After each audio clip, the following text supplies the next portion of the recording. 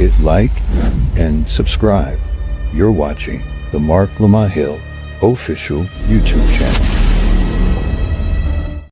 Peace, family. This is your brother, Marc Lamont Hill. Welcome to Night School every night here on the Marc Lamont Hill official YouTube channel.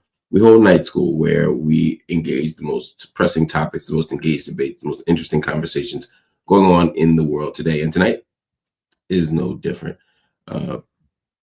I want to thank you all for being here. As always, I want to thank you all for showing up for me and for the show. We got a lot going on tonight, and I want to make sure that we cover all of it. I apologize. Last night we couldn't make it. I suffered a pretty, I don't call it significant, but a pretty intense back injury that I'm still dealing with right now, man. Non-stop pain, and I couldn't. I couldn't get off the couch. I couldn't sit up straight. I mean, even now I'm in extreme pain. I'm taking ibuprofen and aspirin all day to try and get back to some sense of normalcy. But I'm in pain. Of course, we did the Joe Budden podcast today all day. So 2 great episodes coming out soon. I can't wait for the one that you see tomorrow, and I can't wait for you to see the next one after that. It's going to be interesting. A lot of fun, a lot of people covered across the topics. Good conversation, a lot of laughs, some serious stuff too. I think it was the right mix. I think it was the absolute right mix. But ooh, Lord, y'all, youth is wasted on the young. I'm up here trying to manage different things, different feelings, different issues. And part of how I kind of de-stress and stay in a space of healthiness, part of how I beat back the blues is exercise, and it's a space where I can feel some release from the world, some relief, and, it raises your self-esteem, etc. So I've been trying to do it more, but I think I've been training too hard a little bit, doing extra days that are not on my plan, doing reps and sets and all kinds of activities that just don't that just don't match probably where I am health wise and where I am age wise. And I'm in good shape, but you get older, you need rest days, and I haven't been taking any, and so my body, it was keeping the score and definitely made me pay the price yesterday. I'd already been dealing with some pain on one side, but now my right side is like I said, I can't sit up. I'm like in incredible pain. But it's funny, people say exhausted. I actually feel okay. I'm not super tired right now. But Lord, it took a lot to get me through this day, physically, not sleep wise. But it was so much fun, and I'm grateful for the opportunity. Somebody said, "I see the 3-piece shirt." I didn't even realize this was a 3-piece shirt. I'm just a Michael Jordan memorabilia collector, and the fact that he did this after winning 3 in a row, do with that what you want. I haven't given it a second thought.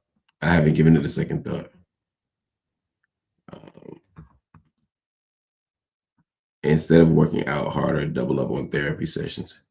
Hey, that ain't the worst idea. And if I'm out, look like I'm gonna be out of commission for at least a week or 2, given how my body's feeling, I may have to do that. I may need to do that anyway. Or maybe it's not either or, as the Afrikaans tradition says. Maybe it's both and, right? Like maybe I can keep working out and still, do my part on the therapy side to double up. I think that might work.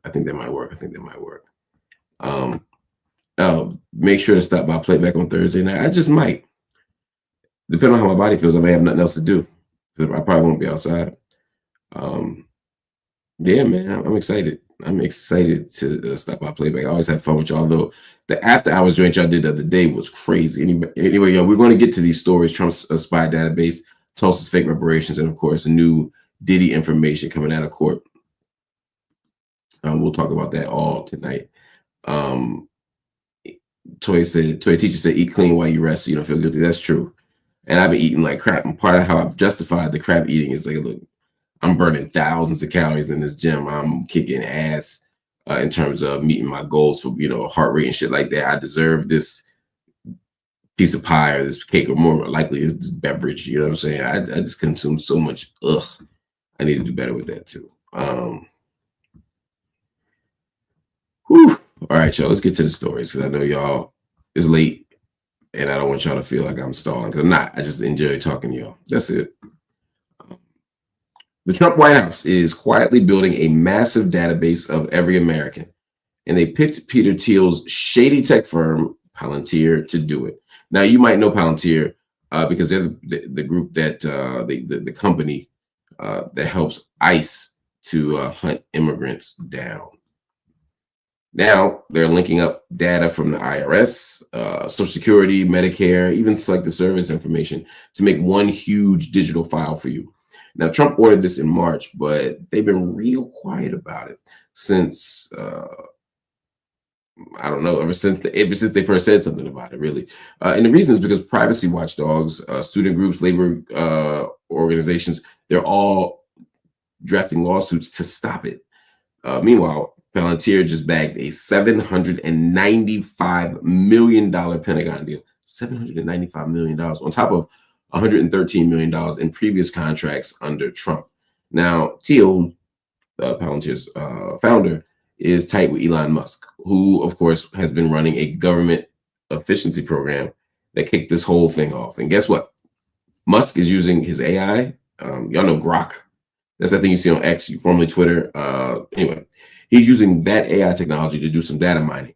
And so together, you got Trump, you got Musk, you got Thiel. They could end up with a digital weapon against just about anybody who they want. And obviously, it'd be most likely against people they don't like.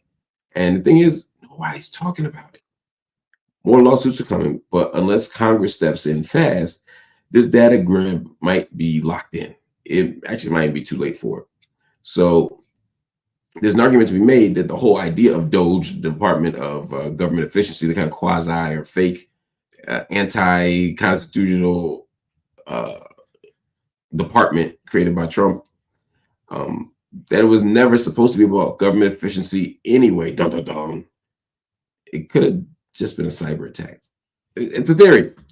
But either way, we know that where we're going is scary territory. Watching corporations have more and more control over the lives and the activities of citizens, it's something that we need to think about and something we need to fight against.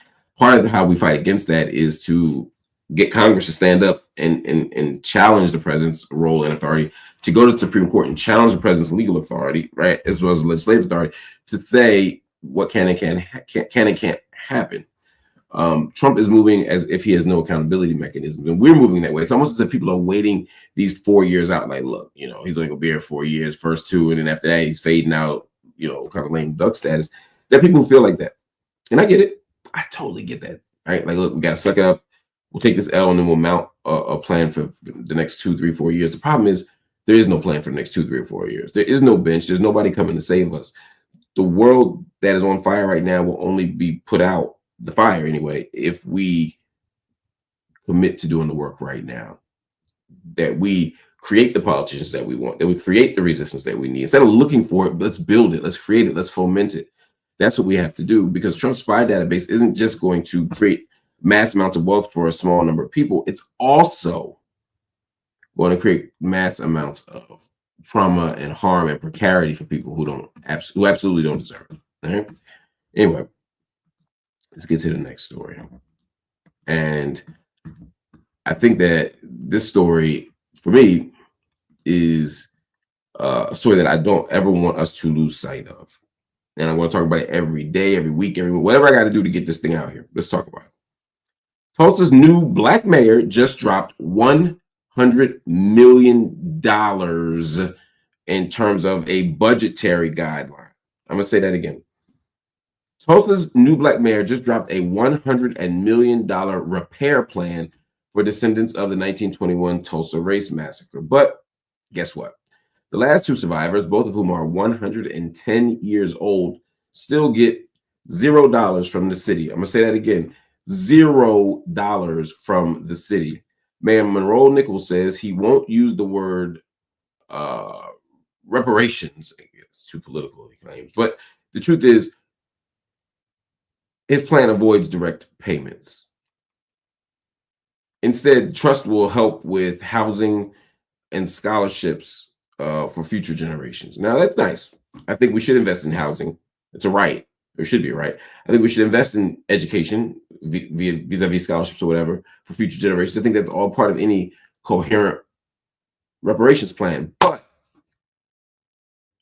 reparations ain't about just that rising tides lift all boats liberal BS. Reparations should be about a check. And that's the question. Where is the check for what was literally stolen wealth, stolen property, stolen Black futures? Nichols is calling this a road to repair, but survivors' families are asking, repair what? How can you repair something if you're not restoring the people who were harmed the most directly, if you're not restoring them to the extent of their loss? If you're 110 years old and you literally lived through the Tulsa race massacre and your life was adversely affected and your outcomes were changed, you can't be more directly impacted. And if you ain't getting nothing and you die broke, when you were robbed of millions, tens of millions, if that's the case, then how can we call this any kind of reparations? Repair the damage done. These people are alive. They have a clear, coherent, and reasonable justice claim. Give them what they want. Unfortunately, according to critics, again, it's too little, too late. They think that this plan is too safe. And in light of the fact that the DEI backlash is so strong, I mean, there's questions of viability, there's questions about safety, all kinds of stuff. But the trust needs to raise $105 million by June of 2026. So they got 12 months to raise $105 million. I'm not sure that's going to happen either. But I hope that we continue to pay attention to the fact that the state would rather, and I mean the state in the abstract sense and in the state of Oklahoma, that the state would rather deny 210-year-old people their due than to go on the kind of legal record and set precedent for their culpability to American descendants of slavery. Anyway, whew, what a day, what a night, what a day, what a night. I want to shout out somebody. My brother Dash, I am Dash, made a generous donation. Dash, of course, is from JBTV After Hours. A good brother. Salam, sending them out to you. I appreciate you. I appreciate. Oh, it's 50 Canadian dollars too. That's real money. That ain't like that American stuff. Just thank you. Just thank you. That's all I can say. That's all I can say. All right, y'all. Let's move on to the final story tonight, and then your boy's going to try and rest. Sean Diddy Combs' ex-assistant just told the court why she never reported his abuse, because she feared for her life, her job, and her sanity. Testifying under the name Mia, she said that working for Combs meant being screamed at, humiliated, and threatened if she didn't post about his birthday or promote his events, stuff like that. But when she tried to leave, his staff told her to get back to work. Now, Mia didn't call the cops, didn't go to HR. You might ask why. Well, she said they wouldn't have believed me. I would have been fired immediately. She said staying quiet was the only way to survive Combs's what she called wrath. The court also saw hotel records, $500 oil cleanup charges, fake names like Frank Black, and full guest access for Cassie Ventura, his ex-girlfriend, who previously accused him of assault. Now, more witnesses this week, including another woman set to testify under the name Jane. A couple of things. One, again, these stories of Diddy being awful and being terrifying and being abusive are all compelling to me. I believe the victims. I think what remains an open question is how effectively the prosecution is tying Diddy's awful actions to the actual charges that are being presented to him. So far, I see the through line. I do. I think there's a through line between establishing the force, the threat, and then say that the threat is the predicate for, the danger of Puff is the predicate for the coercion and the fraud and the other things that convince people to participate in these sexual crimes that they're alleging as well. And then the funds that are used, the institutional power that's used connects it to the racketeering. There's a thread there. I don't know how effectively the jury's being convinced, or how effectively the prosecution is persuading the jury. and I haven't watched it close enough as a viewer myself to make a definitive judgment. I just haven't seen enough of the footage because there's no cameras in it, so everything is third party. Everything is so and so said this, so and so reported that. So it's all bits and pieces and press releases. But based on what is being leaked, it seems like the prosecution is making its case. And when people see things like the oil cleanup charges, the fake names, the ostensibly freaky stories, all that stuff, I'm just not sure how that plays. I mean, there are people. There's a way that, again, the jury will read him as a quote unquote sexual deviant, whether that's fair or not. You know, they may be criminalizing just his alleged queerness or same-sex interactions or whatever. But at the end of the day, the jury could decide people who do that stuff are bad people and bad people belong in jail and prosecute Diddy, whether the state meets his burden or not. Or conversely, the jury could very quickly decide, you know what, yeah, he's a freaky dude. He's into some shit I ain't into, or am into. Either way, that's different than being a criminal based on these charges. So there might be people for whom this life, these extravagant storytelling about Diddy's sexual acts in life could serve either side effectively in ways that we don't anticipate. That's all I'm saying. So there's really no way to know how these witnesses are hitting home. But I think the thing that we have to be reminded of, no matter what, is that these women are telling, and some men apparently are telling important stories, powerful stories, and we should begin from a presumption of trust and respect and engagement and not presume that they're lying. Like, why are we giving Diddy the benefit of the doubt? I'm not talking about the legal benefit of the doubt. I'm talking about in our public discourse. Why are we denying the legitimacy of so many claims? Let's think through that. Let's think through that. Let's ask ourselves different questions. And hopefully we can arrive in a place where we actually address the needs and the conditions of people most vulnerable. That's all I'm saying. All right. We got a couple of donations here. I am Dash, just joined the channel. Dash, I appreciate you, brother. You have no idea. I'm going to shout you out in other places too, but thank you so much for shouting out us every week and now joining the channel. Yo, don't think that that's lost on me. Jamin Devon. Hey, Mark, just curious if you've seen Jared Ball's critique of your Wallow take on the JBP. Not trying to start anything. Just want, I saw it. I watched the whole thing. He reached out to me and then I watched it. I'd seen it before, but didn't watch it. Then he reached out after it was made and told me that it was made. I didn't think it was a fair critique of me. I didn't think it was a fair engagement of me, but people are entitled to their positions. It disappointed me a bit. But, you know, I respect everyone's right to have an informed, thoughtful point of view. I just thought some of his claims about me were just, or the speculation even raised was just not only unfounded, but untrue. So, but, you know, these are all intellectual, ideological, political debates. This is nothing's personal in all this stuff. So, you know, he's my brother. We see this issue differently, and that's all love is what it is. Billy Half said JBTV in the building. Salute, Mark. Love these streams. Thank you for showing support on all the platforms. Thank you for your generous donation as well. Box Brown 6900 said the Cameron interview with Punisher was wild. I love checking out full interviews. I'll check it out. Any other questions, comments, thoughts? Okay. Family, I appreciate y'all. I love y'all. I'm grateful for y'all. And hit the like button, hit the subscribe button. If you're so inclined, hit the join button to become a member of the channel. But if you don't want to do that, if you don't want to make the monthly commitment, I understand. But go to Cash App, PayPal, Venmo, or Zelle and drop your brother a little something. It's the top of the month, y'all. It's the first day of night school for the month. And remember, we're here to educate the community, to create a global classroom, and to really produce a site of radical education. But to do that, we need your support. I don't get a corporate check for this. I don't get any mainstream media push. All I do is work on the muscle with my funds and your generosity. So please, family, consider going to Cash App, PayPal, Venmo, or Zelle. Cash App, PayPal, Venmo, or Zelle, and dropping something in. Even if everybody watching right now gave $5, we would be in great position. So I'm asking everybody who's watching tonight to think about donating $5 for the month minimum. Cash App, PayPal, Venmo, or Zelle, just $5 for the month of tuition. That gives us what we need to survive and to push forward and to deliver content and to grow. All the things that I think you want us to do. Anyway, family, I appreciate y'all.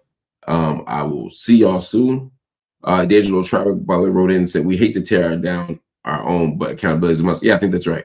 I think we have to love each other. We do love each other enough to create a certain kind of pride, that gets compromised when we gotta challenge each other and hold each other accountable. But we still must hold each other accountable. And I think holding those things in tension is important. And I think being honest about that is important. Anyway, Cash App, PayPal, Venmo, or Zelle, family. Otherwise, I'll see you tomorrow, and we'll talk soon. Peace.